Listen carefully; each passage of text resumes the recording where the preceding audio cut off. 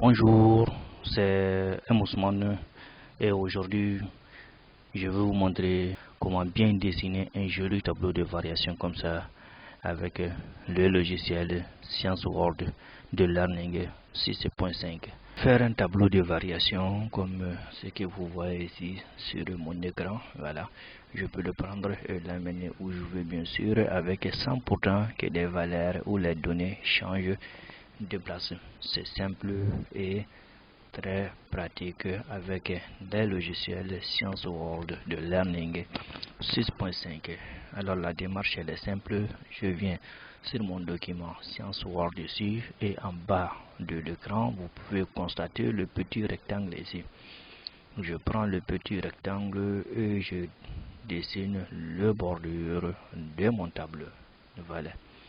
Avec la touche droite ici, je clique sur là-dessus et je dessine les lignes de mon tableau. La souris étant maintenue et la touche contrôle étant maintenue, je relâche la souris. Là, on me propose de faire un point sur le segment, le milieu du segment, la bisectrice, un point. Moi, j'ai besoin de faire une perpendiculaire pour que le tableau soit bien fait et ça. Donc, je choisis perpendiculaire par rapport à ces côtés-là.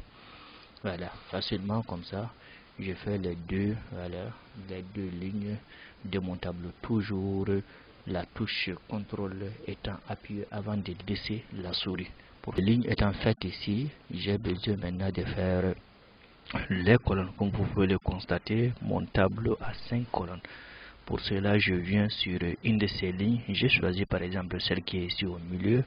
Et en bas de l'écran, vous pouvez voir ici subdiviser le segment en parties égales, 5 parties égales. Ensuite, j'affiche tous les points de la subdivision, c'est-à-dire les points intermédiaires. Je les affiche, je coche ça et j'appuie sur OK. Et là, vous voyez, mon tableau est partagé en 5 parties égales.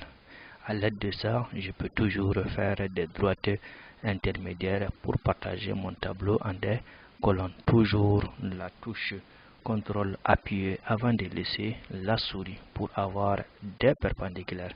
Les colonnes de mon tableau étant faites, pour les enlever c'est simple, je les sélectionne en maintenant la touche Shift. Je sélectionne l'ensemble de ces angles là et j'appuie sur supprimer et voilà, maintenant ils sont partis. Et j'ai mon tableau en ligne et en colonne. Alors, je sais vous faire une petite remarque, il n'y a pas de problème si ces lignes-là sont trop petites ou trop grandes, c'est pas un problème, on peut toujours les augmenter comme on peut les diminuer. Et également, quand je fais double-clic sur le bord de mon tableau, une nouvelle fenêtre s'ouvre à moi où je peux jouer sur les traits, peut-être 0,75 par exemple, pour que ça soit encore plus grand. Voilà, de même je peux faire pour les lignes intermédiaires. Ça, ce n'est pas important. Pour renseigner ces informations, vous pouvez constater que mon tableau est composé de petits points rouges. Voilà, des petits points rouges sur l'ensemble de contours de mon tableau. Ce sont des points auxquels je peux affilier des valeurs des étiquettes ici. Alors, je sélectionne un de ces petits points et je lui affilie une petite étiquette ici, sur laquelle je vais mettre X. Pour arranger ça là, je peux soit manuellement prendre ce X là et je le déplace dans la case à l'endroit où je veux. Je le positionne, ça ne pose pas de problème. Les colonnes étant renseignées, voilà, vous pouvez le constater, ils sont bien alignés. Voilà, j'ai renseigné la première ligne de mon tableau, mais si vous regardez bien, vous verrez que les éléments ne sont pas alignés. Pour les aligner, c'est simple. Ça dépend de là où je veux les aligner. Par exemple, chez moi ici, je veux mettre l'ensemble de ces éléments là au même niveau que X ici. Alors c'est simple, je sélectionne le X. Ensuite, la touche Shift étant maintenue, je sélectionne l'ensemble des éléments sur la ligne. Ensuite, en bas de l'écran, vous pouvez voir ici, j'ai toujours aligné à l'horizontale les centrés. J'appuie sur ça et voilà, l'ensemble de ces éléments sont venus au même niveau que mon X ici. Ça, c'est la façon automatique. Je pouvais également le faire manuellement en prenant chacun de ces éléments et essayer de le positionner au même niveau que X. Mais ça va être un peu compliqué. Mais comme ça, automatiquement, le logiciel le fait automatiquement. Il met le tout, bien sûr, aux mêmes lignes que mon X. Je peux le manier comme je veux. Aucun de ces éléments n'est les valeurs qui annulent, bien sûr, les zéros au niveau de ces traits-là. Alors, c'est simple. Je choisis le point ici. et je viens sur le segment et je mets un point. Et automatiquement, on va me proposer quelque chose, de mettre un point sur le segment ou bien de trouver le milieu du segment ou d'un point de subdivision ou un point libre. Moi, j'ai besoin de mettre un point sur le segment, donc je choisis ça. Voilà, le point est bien sur le segment. Je peux jouer sur ce point-là en faisant double-clic sur le point. Une nouvelle fenêtre s'ouvre à moi. La couleur de ce point, je le mets en vue de couleur blanche, bien sûr.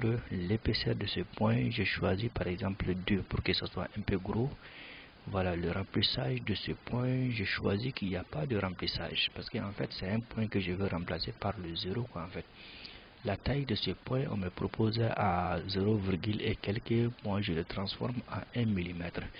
Et j'appuie sur OK. Vous voyez, ça me crée un vide sur le segment, c'est-à-dire un point invisible. Mais néanmoins, je peux lui associer une étiquette ici que je vais appeler 0.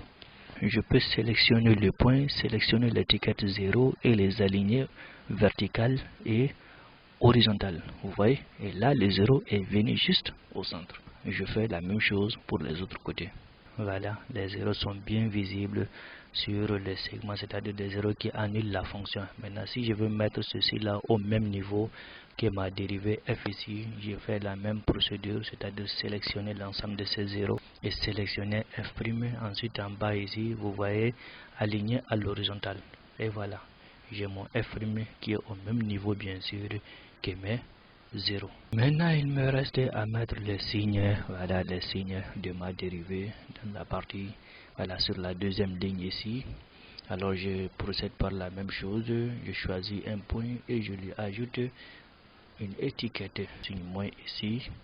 Et pour le centrer, je sélectionne un point ici, un troisième point, et là, bien sûr, le centre s'affiche littéralement distribué uniforme. Et j'appuie sur ça.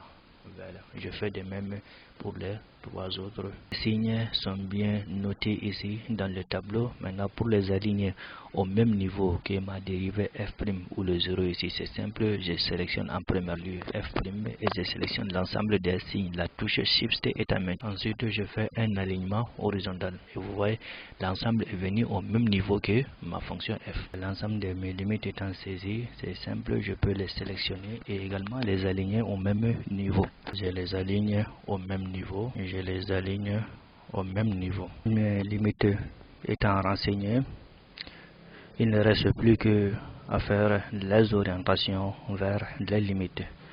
Alors pour cela, c'est simple. Je clique sur mon tableau. Ensuite, je viens en bas de l'écran. Vous voyez ce point a créé un point solidaire. Je prends ce point, je crée un point avant plus l'infini, un point avant ma seconde limite. Je sélectionne les 2 points, je le transforme en un segment et que je donne bien sûr une orientation à ce segment. Voilà, j'ai la première orientation. Je fais double-clic sur là-dessus pour jouer un peu sur sa dimension. Ici le trait, je vais faire 0,5 mm pour que ça soit un peu plus visible. Voilà, j'ai ma première variation ici. Maintenant, pour multiplier ça, c'est simple. Il suffit de sélectionner ça. Ensuite, je sélectionne ce côté-là. Vous voyez en bas ici, j'ai dessiné la symétrie de l'objet. Voilà, j'ai une symétrie ici. Je fais de même ici avec à l'aide de cette orientation et également bien sûr ce côté-là. Je fais la symétrie bien sûr de cette orientation à ces 4 niveaux là, et voilà, j'ai la même orientation qui se répète à ces 4 niveaux. Il me suffit juste de faire double clic sur une de ces symétries. Je vais les paramètres. Dans les paramètres propriétés, je vais décocher d'abord, cloner le style de l'objet. Ensuite, au niveau du style des lignes, comme je veux que ça là, ça soit orienté vers le haut, je vais changer bien sûr son orientation dans l'autre sens. Ensuite, j'appuie sur OK. Et vous voyez, je fais de même pour celui-là aussi. Je fais de même pour celui-là. Mais comme celui-là a été, c'est la symétrie par rapport à ça. Donc il faudra que je change également ça. Double-clic, propriété. Je déclone et dans le style, je change l'orientation. Je change l'orientation.